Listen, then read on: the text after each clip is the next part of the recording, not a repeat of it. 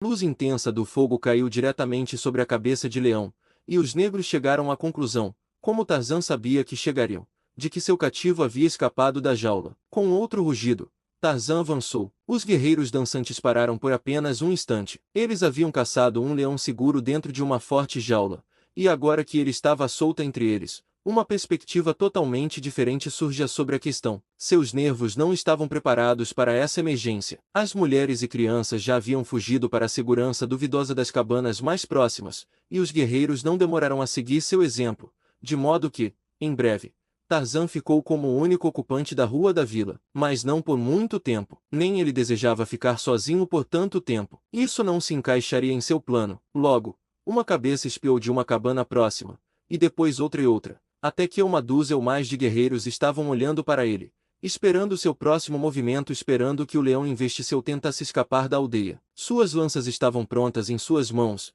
contra uma investida ou uma fuga pela liberdade, e então o leão se ergueu sobre as patas traseiras. A pele dourada caiu dele e ali estava, revelado à luz do fogo, o corpo esguio do jovem deus-demônio branco. Por um instante, os negros estavam demasiado atônitos para agir. Temiam esta aparição tanto quanto temiam Numa, mas teriam matado a coisa com prazer se pudessem reunir rapidamente seus pensamentos. Porém, o medo, a superstição e uma natural lentidão mental os mantiveram paralisados enquanto o homem-macaco se abaixava e pegava a pele de leão. Viram-no então virar-se e voltar para as sombras no outro extremo da aldeia. Só então ganharam coragem para persegui-lo.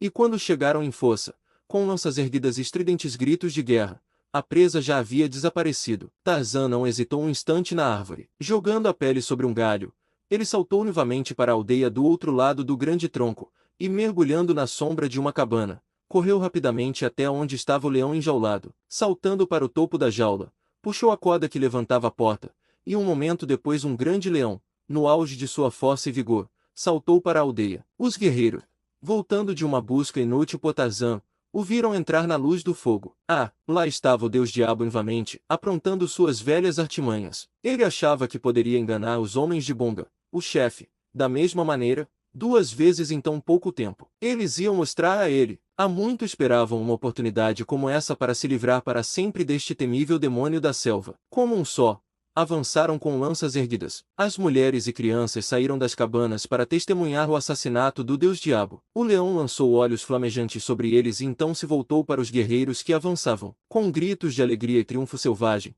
eles se aproximaram, ameaçando com suas lanças. O Deus-Diabo era deles. E então, com um rugido horrível, Numa, o leão, investiu. Os homens de Bonga, juntamente com o chefe, receberam Numa com lanças prontas e gritos de zombaria. Em uma massa sólida de ébano musculoso, esperavam a chegada do deus-demônio. Ainda assim, sob suas aparências valentes, havia um medo inquietante de que nem tudo estivesse bem para eles, de que essa criatura estranha poderia ainda se mostrar invulnerável às suas armas e lhes infligir punição completa por sua ousadia. O leão em investida era assustadoramente real. Eles perceberam isso no breve instante do ataque, mas sob a pele amarelada sabiam que estava escondida a carne macia de um homem branco. E como isso poderia resistir ao ataque de muitas lanças de guerra? À frente deles estava um enorme jovem guerreiro, cheio da arrogância de sua força e juventude. Com medo, de jeito nenhum, ele riu enquanto Numa avançava sobre ele. Ele riu e preparou sua lança, apontando a ponta para o peito largo. E então o leão caiu sobre ele. Uma grande pata varreu a pesada lança de guerra,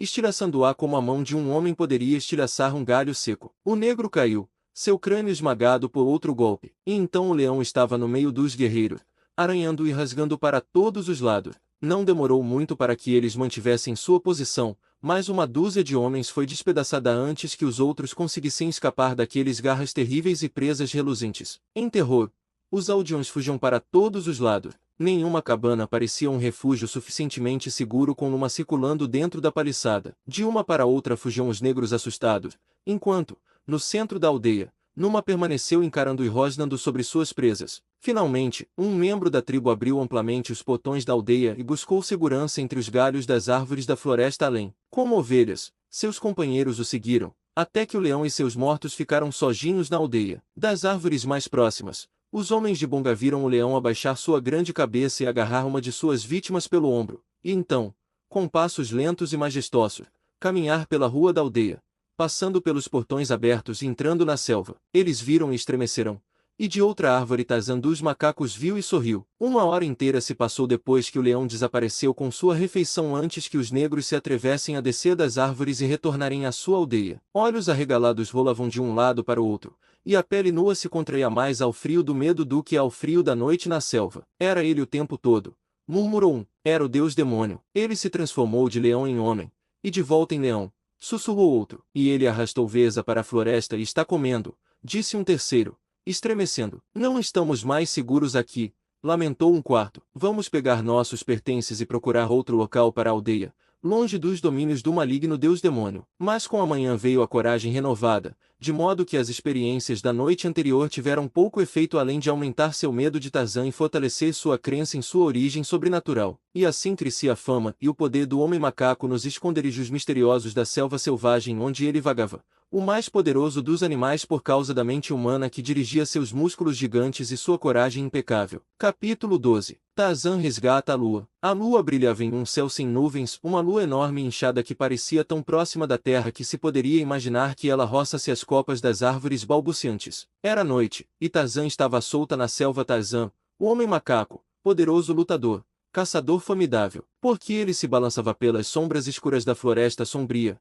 Ele não poderia dizer. Não era por fome, ele havia se alimentado bem naquele dia, e em um esconderijo seguro estavam os restos de sua caça, prontos para o surgimento de um novo apetite. Talvez fosse a pura alegria de viver que o impelha de seu leito arbóreo a desafiar seus músculos e sentidos contra a noite da selva.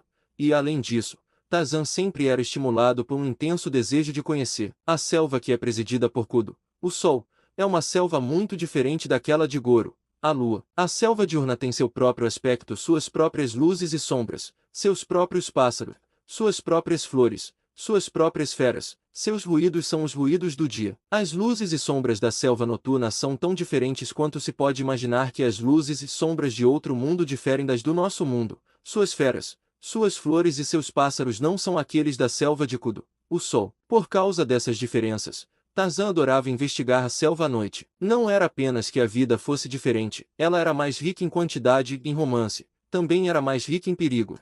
E para Tarzan dos macacos o perigo era o tempero da vida. E os sons da selva noturna, o rugido do leão, o grito do leopardo, a risada horrível de Dango, a hiena eram música para os ouvidos do homem macaco. O suave caminhar de pés invisíveis, o farfalhar das folhas e das gramíneas com a passagem de feras, o brilho de olhos opalescentes cintilando na escuridão, os milhões de sons que proclamavam a vida abundante que se podia ouvir e cheirar, embora raramente ver, constituiu um encanto da selva noturna para Tarzan. Esta noite ele havia percorrido um amplo círculo, primeiro em direção ao leste e depois para o sul, e agora estava voltando novamente para o norte. Seus olhos, ouvidos e seu faro apurado estavam sempre em alerta. Misturados aos sons que ele conhecia, havia sons estranhos que ele nunca ouvirá até depois que Kudu buscará seu esconderijo abaixo da distante margem da grande água, sons que pertenciam a Goro, a lua e ao misterioso período da supremacia de Goro. Esses sons frequentemente provocavam profundas reflexões em Tarzan. Eles o confundiam porque ele pensava conhecer tão bem a sua selva que não poderia haver nada nela que lhe fosse desconhecido. Às vezes ele pensava que assim como cores e formas pareciam diferentes à noite de seus aspectos familiares à luz do dia,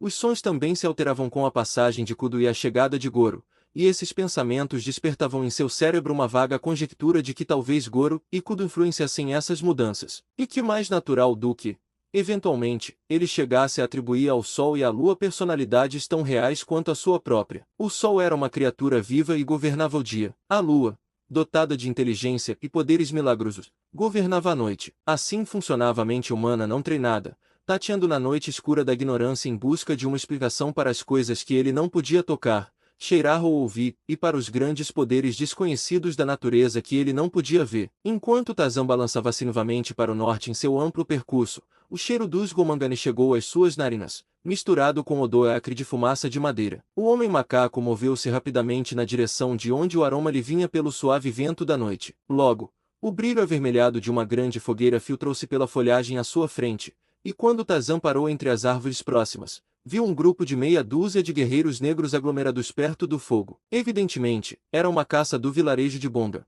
cujo chefe fora pego na selva após o anoitecer. Em um círculo rudimentar ao redor deles, haviam construído um goma feito de espinhos que, com a ajuda do fogo, aparentemente esperavam que desestimulasse os avanços dos maiores carnívoros. Que aquela esperança não era convicção ficou evidente pelo terror palpável em que se encolhiam, com os olhos arregalados e tremendo, pois Numa e Sabor já gemiam pela selva em direção a eles. Havia outras criaturas também, nas sombras além da luz do fogo. Tarzan podia ver seus olhos amarelos flamejando ali. Os negros os viram e estremeceu. Então um deles se levantou, agarrando um galho em chamas do fogo, o arremessou contra os olhos, que desapareceram imediatamente. O negro se sentou novamente. Tarzan observou e viu que levaram vários minutos antes que os olhos começassem a reaparecer aos pares e quarteto. Então vieram Numa, o leão, e Sabor, sua companheira. Os outros negros se dispersaram para a direita e para a esquerda diante dos rosnados ameaçadores dos grandes felinos, e então os enormes olhos dos devoradores de homens brilharam sozinhos na escuridão. Alguns dos negros se lançaram de rosto no chão e gemeram, mas aquele que antes havia lançado o galho em chamas agora atirou outro diretamente nos rostos dos leões famintos.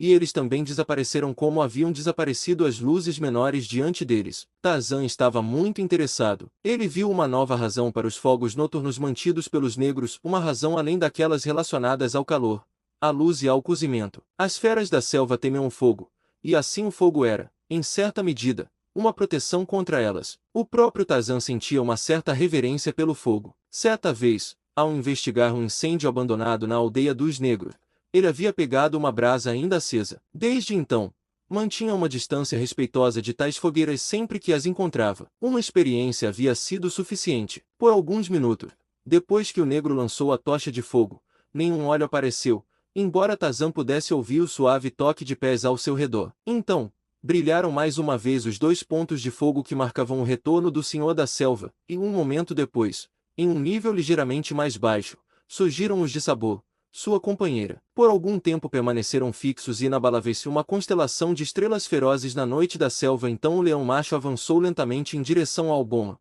onde todos, exceto um único negro, ainda se agachavam em terror trêmulo. Quando este guardião solitário viu que Numa estava se aproximando novamente, ele lançou outra tocha, e como antes, Numa recuou e com ele Sabor, a leoa, mas não tão longe desta vez, nem por tanto tempo. Quase instantaneamente eles se viraram e começaram a contornar o boma, com os olhos constantemente voltados para a luz do fogo, enquanto baixos rosnados guturais evidenciavam seu crescente descontentamento. Além dos leões brilhavam os olhos flamejantes dos satélites menores, até que a selva negra estava pontilhada ao redor do acampamento dos homens negros com pequenos focos de fogo. Repetidas vezes, o guerreiro negro lançou suas frágeis armas contra os dois grandes felinos, mas Tarzan percebeu que Numa dava pouca ou nenhuma atenção a elas após os primeiros recuos. O homem macaco sabia, pelo rugido de Numa, que o leão estava com fome e supôs que ele havia decidido se alimentar de um gomangani, mas ousaria ele se aproximar mais das temidas chamas. Mesmo enquanto o pensamento passava pela mente de Tarzan, Numa parou seu ir e vir inquieto e encarou a boma. Por um momento ele ficou imóvel,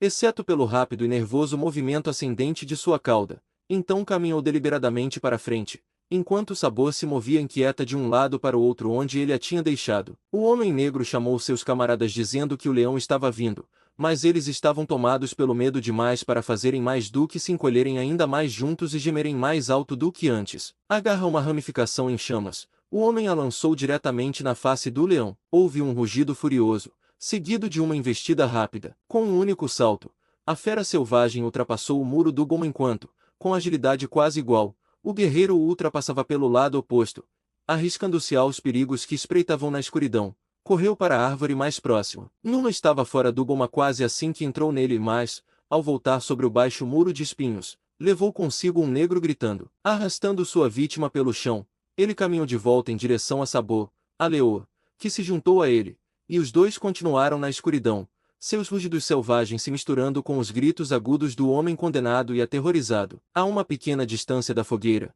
os leões pararam, e seguiu-se uma breve sucessão de rosnados e rúgidos incomumente ferozes, durante a qual os gritos e lamentos do homem negro cessaram para sempre. Logo Numa reapareceu à luz do fogo. Ele fez uma segunda viagem até a boma e a antiga tragédia horrível se repetiu com outra vítima uivante. Tarzan levantou-se e se espreguiçou preguiçosamente. O entretenimento começava a entediá-lo. Ele bocejou e seguiu em direção à clareira, onde a tribo dormiria nas árvores ao redor. Ainda assim, mesmo quando ele havia encontrado seu cantinho familiar e se enroscado para dormir, não sentia vontade de dormir. Por muito tempo permaneceu acordado, pensando e sonhando. Olhou para o céu e observou a lua e as estrelas. Perguntava-se o que elas eram e que força as impedia de cair. Sua mente era inquisitiva. Sempre estivera cheia de perguntas sobre tudo o que acontecia ao seu redor, mas nunca houve quem respondesse às suas perguntas. Na infância, ele queria saber, e livado de quase todo o conhecimento, ainda na idade adulta era tomado pela grande, insaciável curiosidade de uma criança. Ele nunca se contentava apenas em perceber que as coisas aconteciam, ele desejava saber por que aconteceram. Ele queria saber o que fazia as coisas acontecerem. O segredo da vida o interessava imensamente. O milagre da morte ele não conseguia compreender direito. Em inúmeras ocasiões,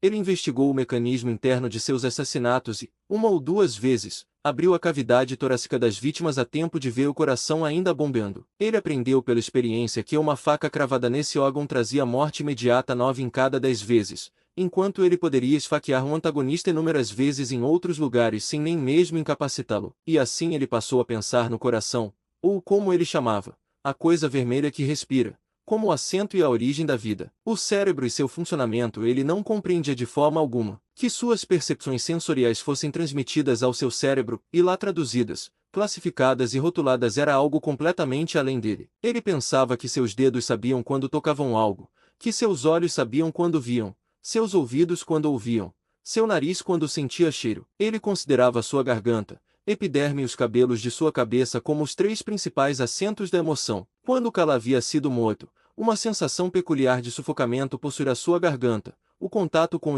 a cobra, transmitia uma sensação desagradável à pele de todo o seu corpo, enquanto a aproximação de um inimigo fazia os pelos do seu couro cabeludo ficarem em pé. Imagine, se puder, uma criança cheia das maravilhas da natureza, transbordando de perguntas e cercada apenas por feras da selva para quem seus questionamentos eram tão estranhos quanto o sânscrito teria sido. Se ele perguntasse a Gunta o que fazia chover, o grande e velho macaco apenas o olharia com assombro mudo por um instante e então voltaria à sua interessante e edificante busca por pulgas. E quando Kitchnavamunga, que era muito velha e deveria ser muito sabia, mas não era, sobre a razão do fechamento de certas flores depois que Kudu havia abandonado o céu, e a abertura de outras durante a noite, ele ficava surpreso ao descobrir que Munga nunca tinha notado esses fatos interessantes, embora pudesse indicar com precisão onde o verme mais gordo deveria estar escondido. Para Tarzan, essas coisas eram maravilhas. Elas mexiam com seu intelecto e sua imaginação. Ele via as flores se fecharem e se abrirem, via certas flores que sempre viravam seus rostos em direção ao sol, via folhas que se moviam quando não havia brisa, via cipós rastejarem como criaturas vivas pelos troncos e sobre os galhos de grandes árvores.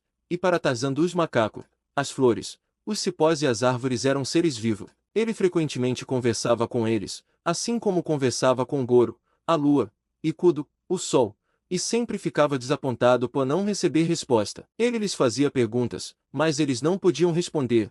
Embora ele soubesse que o sussurro das folhas era a linguagem das folhas, elas conversavam entre si. O vento ele atribuía às árvores e às ervas. Pensava que elas se balançavam de um lado para o outro, criando o vento. De nenhuma outra forma poderia explicar esse fenômeno. A chuva ele finalmente atribuía às estrelas, à lua e ao sol, mas sua hipótese era inteiramente pouco bonita e pouco poética. Esta noite, enquanto Tarzan estava deitado pensando, surgiu em sua fértil imaginação uma explicação para as estrelas e a lua. Ele ficou bastante empolgado com isso. Talgo estava dormindo em um galho próximo. Tarzan balançou-se até ele. Talgo, ele gritou. Instantaneamente o grande touro estava acordado e eriçado, percebendo o perigo pelo chamado noturno. Olha, Talgo, exclamou Tarzan, apontando para as estrelas. Veja os olhos de Numa e Sabor, de Xeetedango. Eles esperam ao redor de Goro para saltar sobre ele em sua caça. Veja os olhos, o nariz e a boca de Goro, e a luz que brilha sobre seu rosto é a luz do grande fogo que ele acendeu para assustar Numa, Sabor, Dango e Xeeta. Todos os olhos estão ao redor dele, Talgo. Você pode vê-los, mas eles não se aproximam muito do fogo a poucos olhos perto de Goro. Eles temem o fogo. É o fogo que salva Goro de Numa. Você os vê. Tal. Alguma noite Numa estará com muita fome e muito com raiva, então ele saltará sobre os arbustos espinhosos que cercam Goro, e não teremos mais luz depois que Kudu procurar sua toca. A noite será negra com a escuridão que vem quando Goro está preguiçoso e dorme até tarde da noite, ou quando ele vagueia pelos céus durante o dia, esquecendo a selva e seu povo. Talgo olhou estupidamente para os céus e depois para Tarzan. Um meteoro caiu, traçando um caminho flamejante pelo céu. Olhe! Gritou Tarzan. Goro jogou um galho em chamas em Numa. Talgo resmungou. Numa está lá embaixo.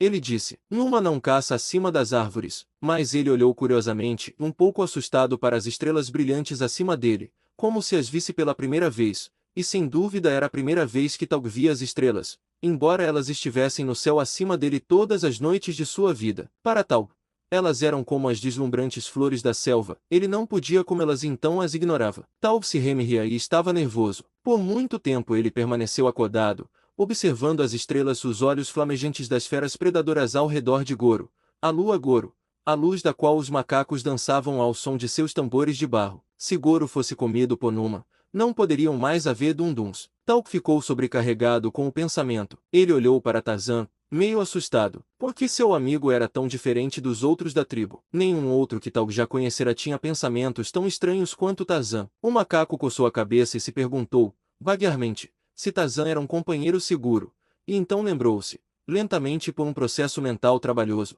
que Tarzan o havia servido melhor do que qualquer outro dos macacos, até mesmo os fortes e sábios machos da tribo. Foi Tarzan quem o libertou dos negros justamente no momento em que Taug pensava que Tarzan queria Teeka. Foi Tarzan quem salvou o pequeno Balu de Taug da morte. Foi Tarzan quem concebeu e executou o plano para perseguir o sequestrador de Teeka e resgatar o que havia sido roubado. Tarzan havia lutado e sangrado a serviço de Taug tantas vezes que Taug, embora fosse apenas um macaco brutal, havia gravado em sua mente uma lealdade feroz da qual nada agora poderia afastá-lo. Sua amizade por Tarzan havia se tornado um hábito, quase uma tradição, que duraria enquanto tal existisse. Ele nunca demonstrava afeto exteriormente, rosnava para Tarzan como rosna para os outros machos que chegavam perto demais enquanto ele se alimentava, mas teria morrido por Tarzan. Ele sabia disso e Tarzan também, mas sobre tais coisas os macacos não falam. Seu vocabulário, para os instintos mais finos, consiste mais em ações do que em palavras. Mas agora Taug estava preocupado, e adormeceu novamente ainda pensando nas palavras estranhas de seu companheiro. No dia seguinte ele pensou neles novamente, e sem qualquer intenção de deslealdade, mencionou a Gunto que Tarzan havia sugerido sobre os olhos ao redor de Goro, e a possibilidade de que mais cedo ou mais tarde Numa atacaria a lua e o devoraria. Para os macacos, todas as grandes coisas da natureza são masculinas, e assim Goro, sendo a maior criatura nos céus à noite, era, para eles, um touro. Gunto mordiu um pedaço de um dedo calejado e lembrou-se do fato de que Tarzan uma vez disse que as árvores conversavam entre si, e Gozan contou ter visto o homem macaco dançando sozinho à luz da lua com Sheeta, a pantera. Eles não sabiam que Tarzan havia laçado a fera selvagem e amarrado a ela a uma árvore antes de descer à terra e saltar diante do gato ereto, para provocá-lo. Outros contavam ter visto Tarzan cavalgar nas costas de Tantor, o elefante, de como ele trouxe o garoto negro, Tibu, para a tribo, e de coisas misteriosas com as quais ele se comunicava no estranho covil à beira-mar. Eles nunca haviam compreendido seus livros, e depois que ele os mostrou a um ou dois da tribo e descobriu que até mesmo as imagens não causavam impressão em seus cérebros, ele desistiu. Tarzan não é um macaco, disse Gunto. Ele vai trazer Numa para nos comer, assim como está trazendo para comer Goro. Devemos matá-lo. Imediatamente Taug se enrijeceu. Matar Tarzan. Primeiro você terá que matar Taug, disse ele, e se afastou pesadamente em busca de comida. Mas outros se juntaram aos conspiradores. Eles pensaram em muitas coisas que Tarzan havia feito, coisas que os macacos não faziam e não podiam entender. Invamente Gunto expressou a opinião de que o Tarmangani, o macaco branco, deveria ser morto, e os outros, tomados de terror pelas histórias que ouviram e achando que Tarzan planejava matar Goro, saudaram a proposta com rosnados de concordância. Entre eles estava Teeka, ouvindo com todas as suas atenções, mas sua voz não se levantou para ajudar no plano. Em vez disso, ela se eriçou, mostrando suas presas, e depois partiu em busca de Tarzan, mas não conseguiu encontrá-lo, pois ele vagava distante em busca de carne. No entanto, ela encontrou Taug e contou a ele o que os outros estavam planejando, e o grande touro bateu no chão com força e rugiu. Seus olhos injetados de sangue brilhavam de ira, seu lábio superior se curvou para expor suas presas de combate, e o pelo de sua coluna se levantou. Então um roedor correu pelo campo aberto e Taug saltou para capturá-lo. Num instante, parecia ter esquecido sua raiva contra os inimigos de seu amigo, mas tal é a mente de um macaco. A várias milhas de distância, Tarzan dos macacos estava relaxado sobre a ampla cabeça de Tantor, o elefante. Ele coçava debaixo das grandes orelhas com a ponta de um galho afiado e conversava com um enorme paquiderme sobre tudo que preenche a sua cabeça com cobertura negra. Pouco ou nada do que ele dizia Tantor entendia, mas Tantor era um bom ouvinte. Balançando-se de um lado para o outro, ele permanece ali desfrutando da companhia de seu amigo, o amigo que amava, e absorvendo as sensações deliciosas da coçada. Numa, o leão, captou o cheiro de um homem e o perseguiu cautelosamente até ficar à vista de sua presa sobre a cabeça do poderoso marfim, então se afastou, rosnando e resmungando, em busca de terrenos de caça mais propícios. O elefante captou o cheiro do leão, trazido até ele por uma brisa rodopiante, e levantando a trombetou alto. Tarzan se esticou para trás luxuosamente, deitado de costas ao longo da pele áspera. Moscas zumbiam ao redor de seu rosto, mas com um galho cheio de folhas arrancado de uma árvore, ele as afastou preguiçosamente. Tantor, ele disse, é bom estar vivo, é bom deitar-se nas sombras frescas, é bom olhar para as árvores verdes e para as cores brilhantes das flores, para tudo que Bulomutumumu colocou aqui para nós. Ele é muito bom para nós, Tantor, ele te deu folhas e casca tenras, e capins ricos para comer, para mim ele me deu bariorta e pisa, os frutos e as nozes e as raízes. Ele fornece a cada um a comida que cada um mais gosta. Tudo o que ele pede é que sejamos fortes ou astutos o suficiente para sair e pegá-la. Sim, Tantor, é bom viver. Eu odiaria morrer. Tantor fez um pequeno som na garganta e enrolou sua tromba para cima, para que pudesse acariciar a bochecha do homem macaco com o dedo na ponta. Tantor disse Tarzan, finalmente, vire-se e alimente-se na direção da tribo de Kershak, o grande macaco, para que Tarzan possa voltar para casa montado em sua cabeça sem precisar caminhar. O elefante virou-se e avançou lentamente ao longo de uma larga trilha sombreada por árvores, parando ocasionalmente para arrancar um ramo tenro ou despir a casca comestível de uma árvore próxima. Tarzan deitou-se com o rosto voltado para baixo sobre a cabeça e as costas da besta, com as pernas pendendo de cada lado, a cabeça apoiada nas palmas abertas e os cotovelos sobre o amplo crânio. E assim seguiram, sem pressa, em direção ao local de reunião da tribo. Pouco antes de chegarem à clareira vindo do norte, outra figura surgiu do sul, a de um guerreiro negro bem constituído, que avançava cautelosamente pela selva, todos os sentidos alertas contra os muitos perigos que poderiam espreitar em qualquer lugar pelo caminho. No entanto, ele passou por baixo do sentinela mais ao sul, que estava postado em uma grande árvore, com vista para a trilha vinda do sul. O macaco permitiu que o Gomangani passasse sem ser incomodado, pois percebeu que ele estava sozinho, mas no momento em que o guerreiro entrou na clareira, um alto "Krega" ecoou de trás dele, imediatamente seguido por um coro de respostas vindas de diferentes direções, enquanto os grandes touros avançavam através das árvores em resposta ao chamado de seu companheiro. O homem negro parou ao ouvir o primeiro grito e olhou em volta. Ele não podia ver nada, mas conhecia a voz dos homens-árvore pelo dos que ele e os de sua espécie temiam, não apenas por causa da força e ferocidade desses seres selvagens, mas também por um terror supersticioso gerado pela aparência humana dos macacos. Mas Bulabantu não era covarde. Ele ouvia os macacos ao seu redor, sabia que escapar provavelmente era impossível, então manteve-se firme, com a lança pronta na mão e um grito de guerra tremendo em seus lábios. Bulabantu, subchefe da aldeia de Bonga, o chefe, venderia caro sua vida. Tarzan e Tantor estavam a uma curta distância quando o primeiro grito do sentinela ecoou pela selva silenciosa. Como um raio, o homem macaco saltou das costas do elefante para uma árvore próxima e balançava rapidamente na direção da clareira antes que os ecos do primeiro "Krega" se apagassem. Quando chegou, viu uma dúzia de touros circulando um único Gomangani. Com um grito arrepiante, Tarzan lançou-se para o ataque. Ele odiava os negros ainda mais do que os macacos, e ali estava uma oportunidade para um assassinato em campo aberto. O que o Gomangani havia feito? Será que ele matou algum membro da tribo? Tarzan perguntou ao macaco mais próximo. Não. Os Gomangani não haviam feito mal a nenhum. Goza, que estava de guarda, havia o visto vindo pela floresta e havia alertado a tribo e isso era tudo. O homem macaco passou pelo círculo de touros, nenhum dos quais ainda tinha se excitado o suficiente para atacar, e chegou a um ponto de onde tinha uma visão clara e completa do negro. Ele reconheceu o homem instantaneamente. Na noite anterior, ele o havia visto encarando os olhos no escuro, enquanto seus companheiros se rastejavam na terra aos seus pés, aterrorizados demais para se defender. Aqui estava um homem corajoso, e Tarzan tinha profunda admiração pela coragem. Mesmo seu ódio pelos negros não era uma paixão tão intensa quanto seu amor pela bravura. Ele teria se alegrado em lutar contra um guerreiro negro quase a qualquer momento, mas este ele não desejava matar. Sentia, vagamente, que o homem havia conquistado sua vida pela corajosa defesa dela na noite anterior. Nem se importava com as chances que estavam contra o guerreiro solitário. Ele se voltou para os macacos. Voltem a se alimentar, disse ele, e deixem este Gomangani seguir seu caminho em paz. Ele não nos fez mal, e na noite passada eu o vi lutando contra Numa e Sabor com fogo, sozinho na selva. Ele é corajoso. Por que deveríamos matar alguém que é corajoso e que não nos atacou? Deixem-no ir. Os macacos rosnaram. Estavam descontentes. Matem o Gomangani, gritou um. Sim, rugiu outro. Matem o Gomangani e o Tarmangani também. Matem o macaco branco, gritou Goza. Ele não é um macaco, mas um Gomangani sem pele. Matem o Tarzan, berrou Gunto. Matem, matem, matem. Os touros agora realmente se lançavam na fúria do massacre, mas contra Tarzan, e não contra o homem negro. Uma forma peluda os atravessava, jogando de lado aqueles com quem se encontrava, como um homem forte poderia espalhar crianças. Era Talgo grande, selvagem Talgo. Quem disse mate Tarzan, ele exigiu. Quem mata Tarzan deve matar Talgo também. Quem pode matar Talgo? Talgo vai arrancar suas entranhas e alimentá-las a Dango. Podemos matar todos vocês, respondeu Gunto. Somos muitos e vocês são poucos.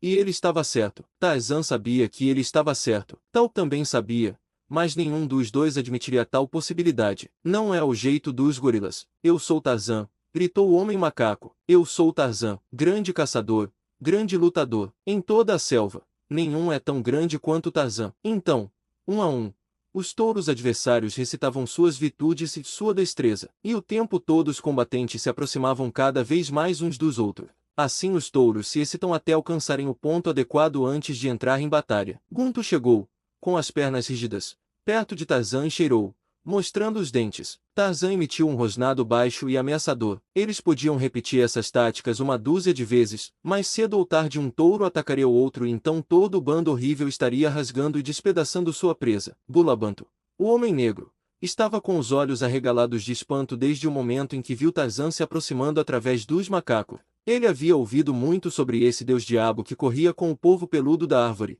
mas nunca antes o tinha visto à luz do dia. Ele o conhecia bem o suficiente a partir da descrição daqueles que o tinham visto e dos vislumbres que tivera do saqueador em várias ocasiões, quando o homem macaco entrava na aldeia de Bonga, o chefe, durante a noite, para realizar uma de suas numerosas e horríveis brincadeiras. Bulabanto não podia, é claro, entender nada do que se passava entre Tarzan e os macacos, mas ele viu que o homem macaco e um dos grandes touros estavam discutindo com os outros. Ele viu que esses dois estavam de costas para ele e entre ele e o restante da tribo, e ele supôs, embora parecesse improvável, que poderiam estar defendendo. Ele sabia que Tarzan já tinha poupado a vida de Bonga, o chefe, e que havia socorrido Tibu e a mãe de Tibu, Momaya. Portanto, não era impossível que ele ajudasse Bulabanto, mas como ele poderia conseguir isso? Bulabanto não conseguia adivinhar, na verdade, nem Tarzan poderia, pois as chances contra ele eram grandes demais. Gunto e os outros estavam lentamente forçando Tarzan e Tal de volta em direção a Bulabanto. O homem macaco pensava nas palavras que disse a Tantor pouco tempo antes. Sim, Tantor, é bom viver. Eu odiaria morrer. E agora ele sabia que estava prestes a morrer, pois o temperamento dos grandes touros estava se voltando rapidamente contra ele. Muitos deles sempre o odiaram, e todos desconfiavam dele. Eles sabiam que ele era diferente. Tarzan também sabia disso, mas estava feliz por ser ele era um homem, que havia aprendido com seus livros ilustrados, e tinha muito orgulho dessa distinção. Logo, porém, ele seria um homem morto. Gunto estava se preparando para atacar. Tarzan conhecia os sinais. Ele sabia que o rebanho de bois atacaria junto com Gunto. Então, logo acabaria. Algo se moveu entre a vegetação do lado oposto da clareira. Tarzan viu exatamente quando Gunto, com o grito aterrorizante de um macaco desafiador, avançou. Tarzan emitiu um chamado peculiar e então se agachou para enfrentar o ataque. Tal também se agachou. E Bulabanto, agora certo de que esses dois estavam lutando ao seu lado, posicionou sua lança e saltou entre eles para receber o primeiro ataque do inimigo. Simultaneamente, um enorme volume rompeu na clareira vindos da selva atrás dos touros em investida. O trompeteio de um javali enlouquecido subiu estridente acima dos gritos dos antropoides, enquanto tanto, o elefante corria rapidamente pela clareira em auxílio de seu amigo. Gunto nunca alcançou o homem macaco, nenhuma presa penetrou a carne de nenhum dos lados. A terrível reverberação do desafio de Tantor fez os touros correrem para as árvores, tagarelando e resmungando. Tal disparou atrás deles. Apenas Tarzan e Bulabanto permaneceram. Este último manteve sua posição porque viu que o deus-diabo não fugia, e porque o negro tinha coragem de enfrentar uma morte certa e horrível ao lado de alguém que evidentemente já havia desafiado a morte por ele. Mas foi um Gomangani surpreso que viu o poderoso elefante parar de repente em frente ao homem macaco e acariciá-lo com sua longa e sinuosa tromba. Tarzan se virou para o homem negro. Vá, disse ele na língua dos macacos,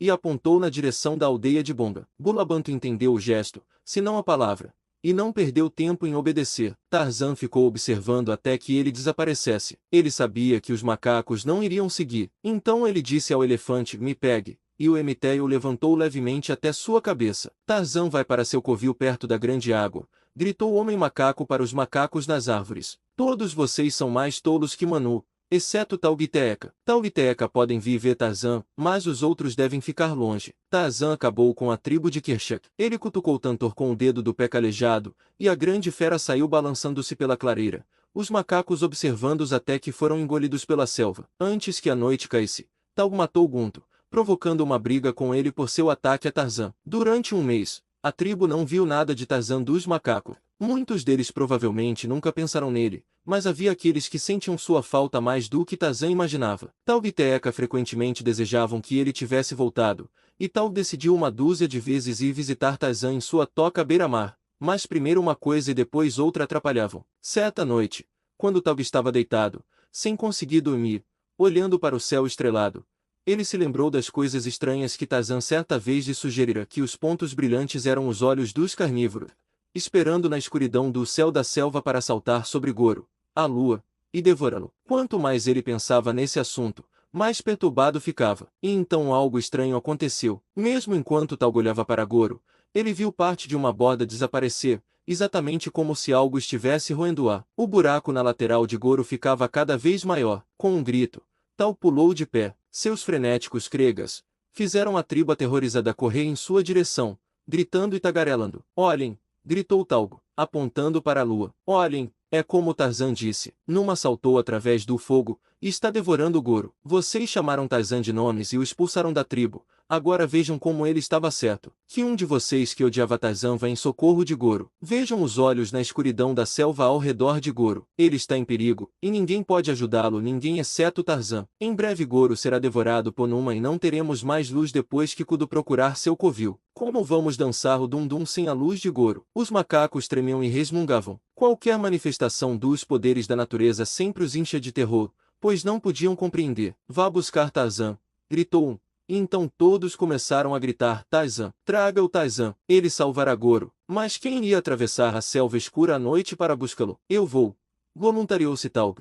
E um instante depois ele partiu pela escuridão Estige em direção ao pequeno porto fechado pelo mar. E enquanto a tribo esperava, eles observavam a lenta devoração da lua. Já não havia comido um grande pedaço semicircular. A essa velocidade, Goro estaria completamente desaparecido antes que Kudu voltasse. Os macacos tremiam ao pensar na escuridão perpétua durante a noite. Não conseguiam dormir. Inquietos, moviam-se de um lado para o outro entre os galhos das árvores, observando Numa dos céus em seu mortal banquete, e escutando a chegada de Taug com Tarzan. Goro estava quase fora de vista quando os macacos ouviram os sons da aproximação através das árvores daqueles que esperavam. E logo Tarzan, seguido por Taug, balançou-se até uma árvore próxima. O homem macaco não perdeu tempo com palavras vazias. Em sua mão estava seu longo arco, e às suas costas pendia um carcaj cheio de flechas, flechas envenenadas que ele havia roubado da aldeia dos negros, exatamente como havia roubado o arco. Ele escalou uma grande árvore, cada vez mais alto, até ficar balançando sobre um pequeno galho que se dobrava sob seu peso. Daquele ponto ele tinha uma visão clara e desobstruída dos céus. Ele viu Goro e as invasões que o faminto Numa havia feito em sua superfície brilhante. Erguendo o rosto para a lua, Tarzan soltou seu horrível desafio. Frailmente ao longe, veio o rugido de um leão respondendo. Os macacos estremeceram. Numa, dos céus, havia respondido a Tarzan. Então, o homem macaco ajustou uma flecha em seu arco, puxando o cabo para trás, mirou sua ponta no coração de Numa, onde ele jazia nos céus devorando Goro. Houve um estrondo alto quando o virote disparado atingiu os céus escuros. Repetidas vezes Tarzan dos macacos lançou suas flechas contra Numa, e todo o tempo os macacos da tribo de Kershak se encolhiam em terror. Finalmente veio um grito de Taug. Olhem, olhem, ele gritou. Numa está morto. Tarzan matou Numa. Vejam, Goro está saindo da barriga de Numa. E com efeito, a lua estava gradualmente surgindo de qualquer coisa que a tivesse devorado, fosse Numa, o leão, ou a sombra da terra. Mas se você tenta se convencer um macaco da tribo de Kershak de que não era Numa quem quase devorou Goro naquela noite, ou que alguém além de Tarzan salvou o brilhante deus de seus rituais selvagens e misteriosos de uma morte horrível, teria dificuldade, e uma luta pela frente. E assim Tarzan dos macacos voltou para a tribo de Kershak, e em sua chegada deu um grande passo rumo à realeza, que ele acabou conquistando, pois agora os macacos o admiravam como um ser superior. Em toda a tribo, havia apenas uma pessoa que estava minimamente cética quanto à plausibilidade do notável resgate de Goro por Tarzan, E essa pessoa, por mais estranho que possa parecer, era Tarzan dos macacos.